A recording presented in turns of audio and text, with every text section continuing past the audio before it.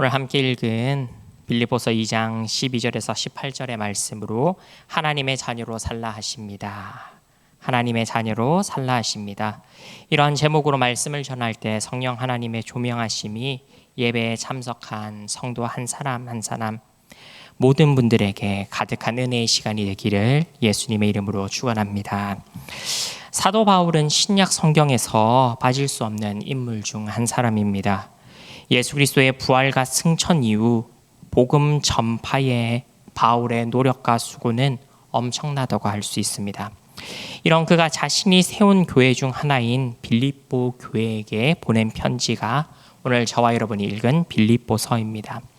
자신은 지금 감옥에 갇혀 그 빌립보 교회에는 직접 찾아가지는 못하지만 이 빌립보 교회를 사랑하는 마음과 성도들이 다시 하나님의 복음으로 돌아오기를 바라는 마음으로 쓴 편지가 오늘 이 저와 여러분이 읽은 빌립보서 성경입니다.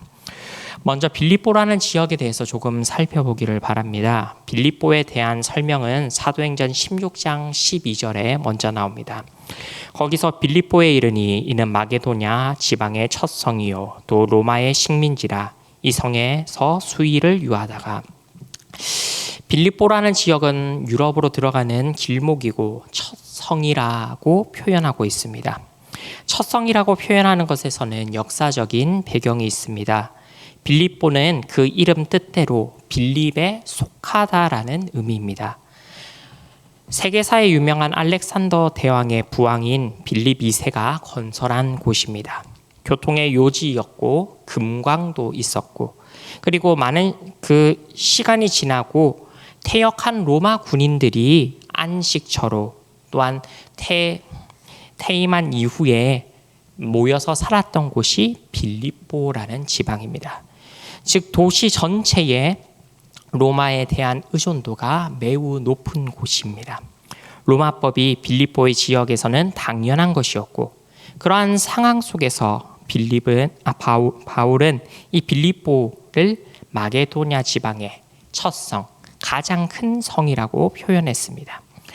로마의 중심지는 아니었지만 로마가 식민하고 있던 많은 섬들 중에서도 로마의 성격이 가장 뚜렷하게 드러나는 것이 빌립보 지역이었습니다.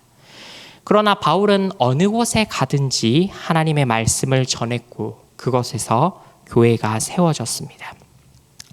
서두에 말씀드렸듯이 바울이 감옥에 갇히게 되었을 때에 그 감옥 속에서 빌립보 교회에 대한 소식을 듣고 바울은 그 교회의 문제들이 해결되기를 바라는 마음으로 편지를 쓰고 믿음의 아버지의 자세를 보여주고 있습니다.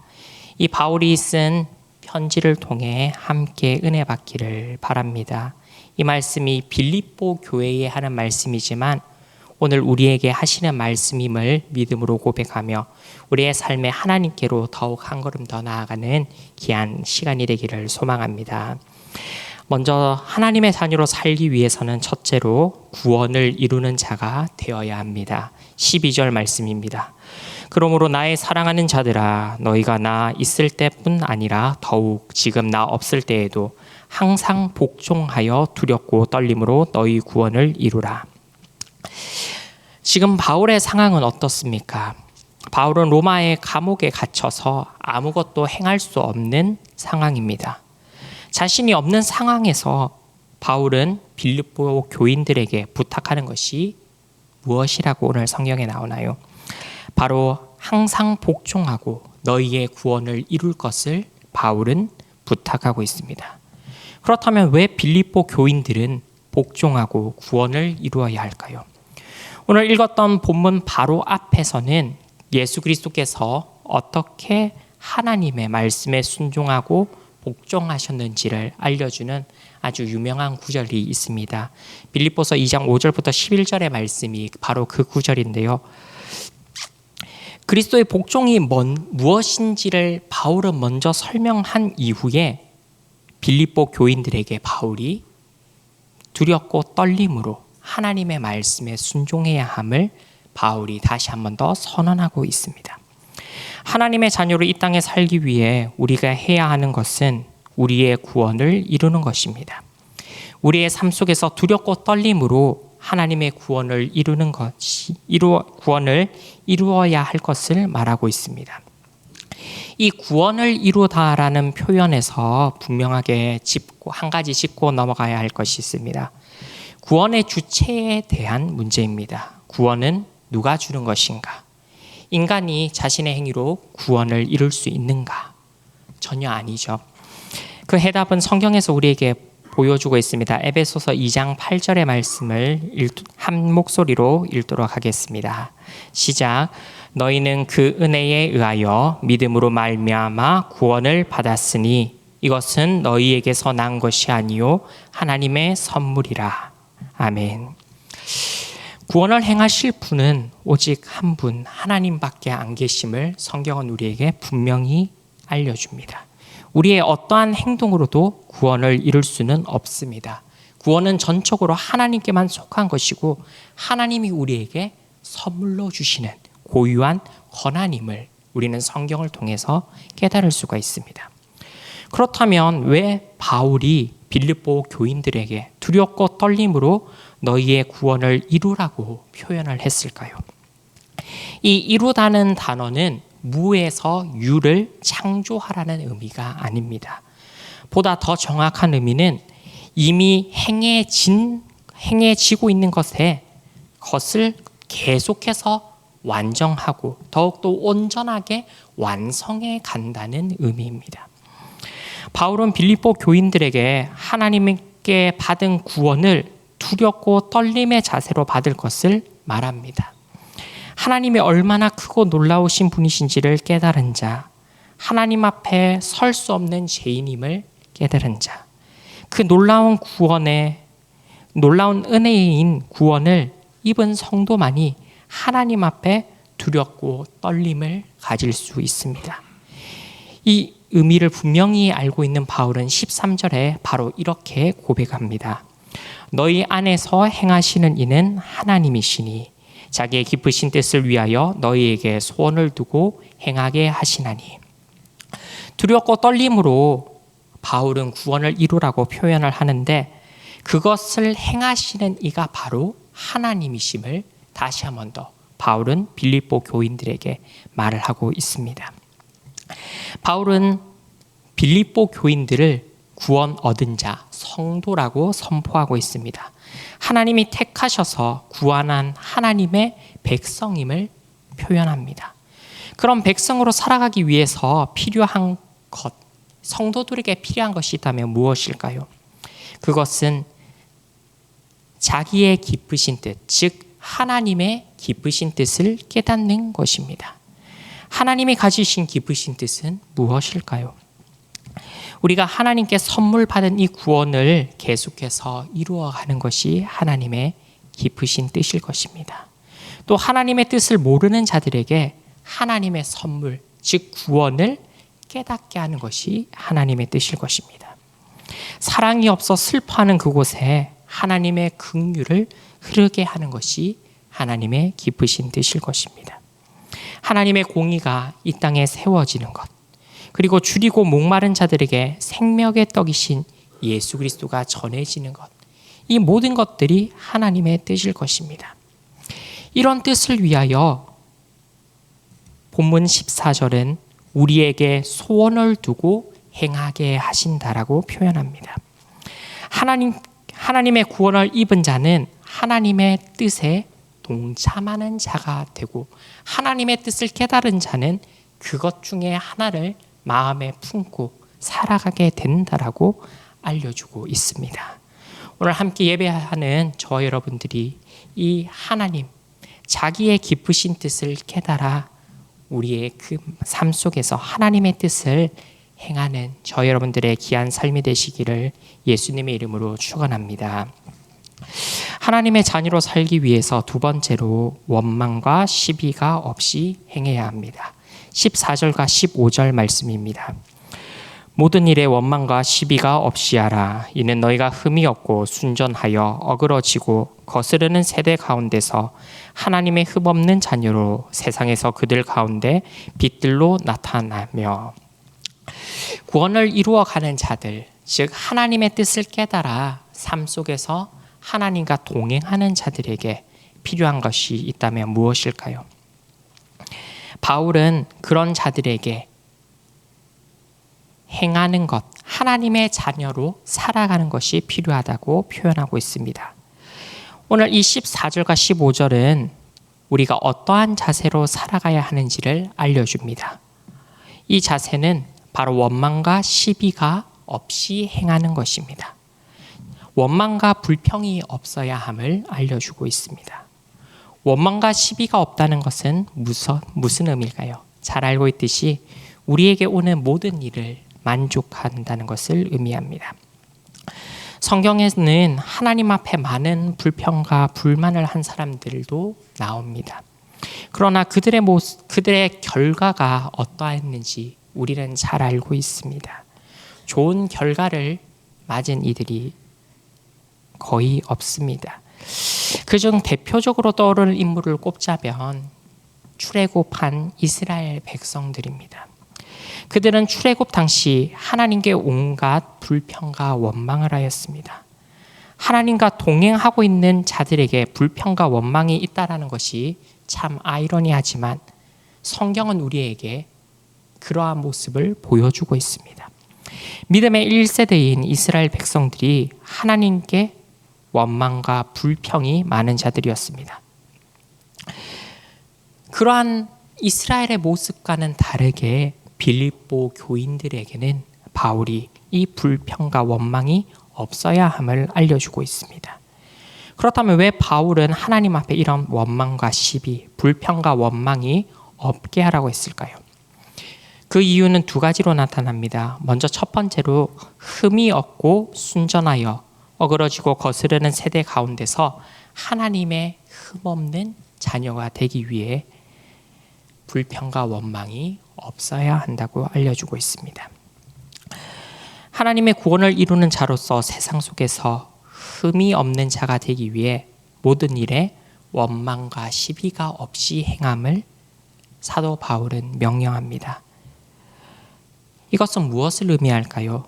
우리의 존재가, 우리의 행실이 어그러지고 거스러지는 세대 가운데서 하나님의 자녀답게 흠없는 존재가 되어야 함을 알려주고 있습니다. 성경은 계속해서 구원받은 성도들의 삶이 자신의 삶의 정체성을 드러내고 나타내야 함을 알려줍니다. 죄의 올무를 계속해서 메고 있는 것이 아니라 성령의 도우심으로 흠없고 순전하여 하나님의 자녀의 삶을 살아가야 된다는 것을 알려줍니다. 이것을 오늘 본문 15절은 세상에서 그들 가운데 빛들로 나타난다라고 말합니다.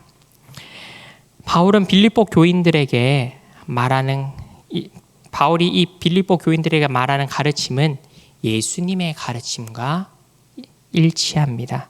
예수님께서 산상수훈을 말씀하시며 빛에 대한 가르침을 주셨습니다. 마태복음 5장 16절은 이렇게 말씀하십니다.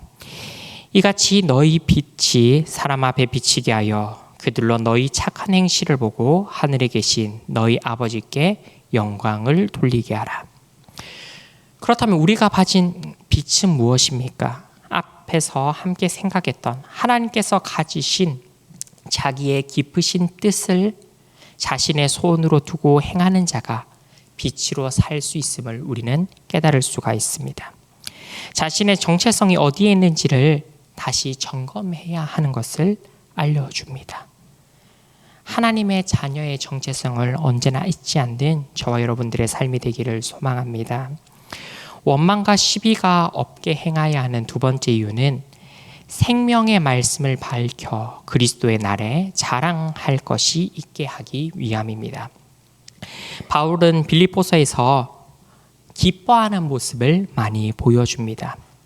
그렇지만 이 구절을 통해서 바울은 아주 지혜롭게 빌립보 교인들을 훈계하는 모습을 볼 수 있습니다. 우리가 먼저 생각한 흠없는 자녀가 되는 것과 두 번째 이유인 이 생명의 말씀을 밝히는 일이 오늘 바울이 편지를 쓴 빌립보 교회에서 사라져 있는 것을 우리는 깨달을 수가 있습니다. 바울이 가장 바라는 것이 무엇일까요? 바울이 말한 것처럼 그리스도의 날, 예수 그리스도의 재림의 때에 하나님께 자신의 사명을 다하였음을 밝히는 것이 바울 그에게는 삶의 가장 큰 기쁨이자 목표였을 것입니다. 그런데 바울이 다양한 경로로 듣게 된 빌립보 교인들의 모습은 자신의 목적, 자신의 목표와는 전혀 다른 모습임을 깨닫게 됩니다.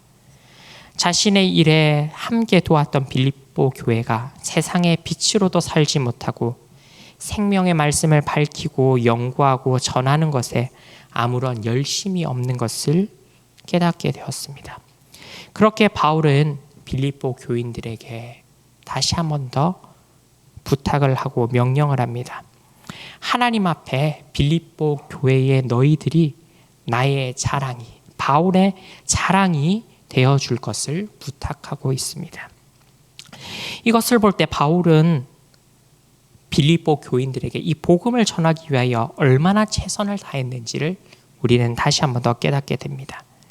자신이 그들에게 한 모습을 기억하고 그들의 삶이 다시 한 번 더 하나님께로 향하는 것을 바라는 믿음의 아버지, 믿음의 선생의 모습을 바울은 이 빌립보 교인들에게 다시 한 번 더 부탁하고 있습니다. 우리의 삶은 어떠합니까? 하나님을 만나 하나님의 뜻을 깨닫는 성도가 되었는데 하나님의 기쁘신 뜻을 나의 소원으로 삼고 살아가기로 결심했는데 세상 속에서 어떠한 모습으로 살아가고 있습니까? 새해 첫 수요 기도회로 모인 저와 여러분들이 다시 한 번 더 하나님을 향한 열심과 하나님의 자녀로 살아가는 귀한 은혜가 있기를 소망합니다. 세상 속에서 흠없고 순전한 하나님의 자녀로 살아가며 세상 속에서 빛을 드러낼 수 있는 저와 여러분이 되기를 소망합니다. 하나님이 우리에게 알려주시고 보여주신 그 믿음의 자리에서 하나님의 거룩한 뜻을 드러내는 저와 여러분들이 되기를 소망합니다. 그 삶이 결코 쉽다라고는 할 수 없습니다. 그렇지만 하나님과 함께함으로 온전히 그 삶의 걸음을 한 걸음 한 걸음 걸어갈 수 있는 저와 여러분들의 삶이 되기를 예수님의 이름으로 축원합니다. 하나님의 자녀로 살기 위해서 세 번째로 함께 기뻐하는 자가 되어야 합니다. 17절과 18절의 말씀입니다.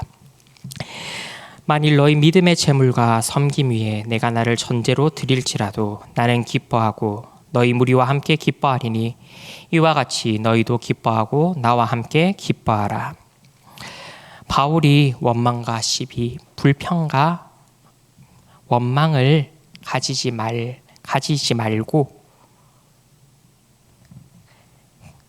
말고 가져야 한다는 삶의 태도가 무엇입니까? 바로 기쁨입니다. 이 기쁨을 가지기 위해서 바울이 명령하고 있는 것은 무엇입니까? 오늘 함께 읽지는 않았지만 빌립보서 2장 2절에서 4절의 말씀이 우리에게 알려주는데 한 목소리로 함께 읽어보도록 하겠습니다. 시작. 마음을 같이하여 같은 사랑을 가지고 뜻을 합하여 한 마음을 품어 아무 일에든지 다툼이나 허영으로 하지 말고 오직 겸손한 마음으로 각각 자기보다 남을 낮게 여기고 각각 자기 일을 돌볼 뿐더러 또한 각각 다른 사람의 일을 돌보아 나의 기쁨을 충만하게 하라. 사도 바울이 빌립보 교인들에게 함께 기뻐하기 위하여 필요한 행동을 총 4가지로 표현하고 있습니다.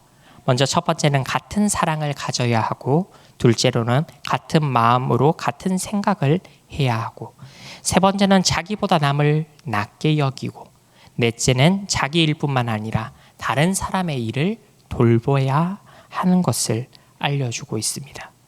이것이 교회가 함께 기뻐하는 것임을 바울은 빌립보 교인들에게 다시 한 번 더 알려주고 있습니다. 교회가 모이는 이유가 무엇입니까? 성도가 함께 모여 교제를 나누고 믿음의 공동체를 만들어가는 이유가 무엇입니까? 그것은 하나님의 뜻을 이 땅에 더욱 완전하고 풍성하게 행하고 세우기 위함임을 믿습니다. 홀로 하는 것이 아니라 함께 모여서 같은 믿음의 고백으로 하나님의 뜻을 이 땅에 이루어가는 것이 바로 교회의 목적이라 믿습니다. 그렇다면 우리에게 필요한 것은 무엇입니까? 같은 사랑의 마음을 가져야 합니다. 하나님의 마음을 우리가 가져야 함을 깨닫게 됩니다. 우리가 하나님께 받은 그 사랑을 언제나 기억하며 우리에게 가장 먼저 가지고 있어야 하는 것이 사랑임을 깨닫게 됩니다. 이 사랑은 하나님께로만 향하는 것이 아니라 이웃에게도 향해야 합니다. 그리고 같은 마음과 같은 뜻을 가져야 합니다. 이것은 우리의 생각과 뜻을 말함이 아닙니다. 하나님의 기쁘신 뜻을 행하는 같은 마음과 같은 뜻을 의미합니다. 교회가 모여서 행해야 하는 것은 하나님의 기쁘신 뜻이심을 고백합니다. 올해 우리 교회가 이런 교회가 되기를 소망합니다. 또 함께 기뻐하기 위해서 필요한 두 가지는 나보다 남을 낮게 여기고 다른 사람을 돌보는 것입니다. 이것이 우리 교회에 있을 때 하나님께서 기뻐하실 것을 우리는 믿음으로 고백합니다. 하나님의 뜻이 가장 먼저 우리 교회에서 이루어지고 하나님이 우리를 바라보실 때 기뻐하실 수 있는 우리 교회가 되기를 소망합니다. 바울은 빌립보 교회를 위해 이렇게 말을 합니다. 만일 너희의 믿음의 제물과 섬김 위에 내가 나를 전제로 드릴지라도 나는 기뻐하고 너희 무리와 함께 기뻐하리니.